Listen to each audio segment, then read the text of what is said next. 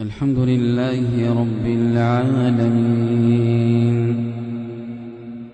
الرحمن الرحيم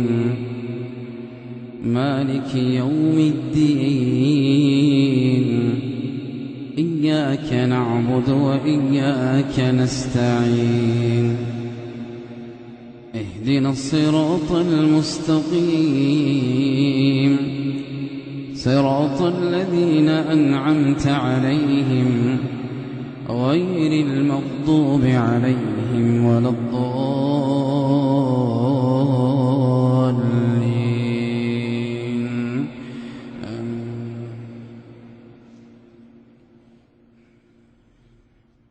أومن كان ميتا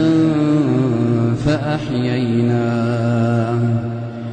وجعلنا له نورا يمشي به في الناس كمن مثله في الظلمات ليس بخارج منها كذلك زين للكافرين ما كانوا يعملون وكذلك جعلنا في كل قرية أكابر مجرميها ليمكروا فيها وما يمكرون إلا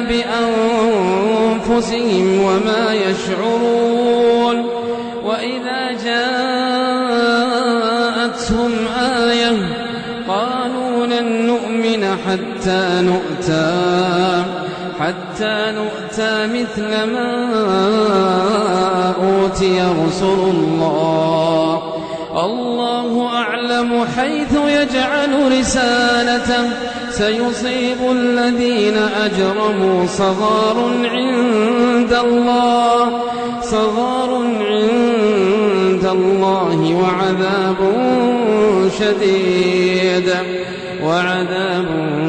شديد بما كانوا يمكرون. الحمد لله رب العالمين الرحمن الرحيم مالك يوم الدين إياك نعبد وإياك نستعين اهدنا الصراط المستقيم صراط الذين أنعمت عليهم غير المغضوب عليهم ولا الضالين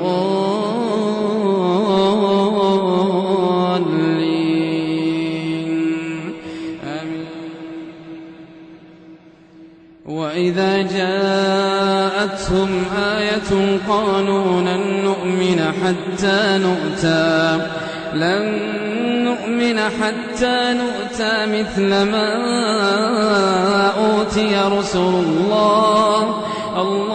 أعلم حيث يجعل رسالته سيصيب الذين أجرموا صغار عند الله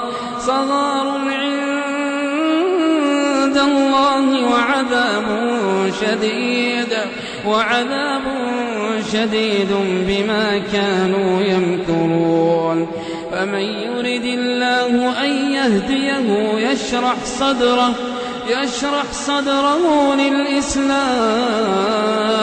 ومن يرد أن يضله يجعل صدره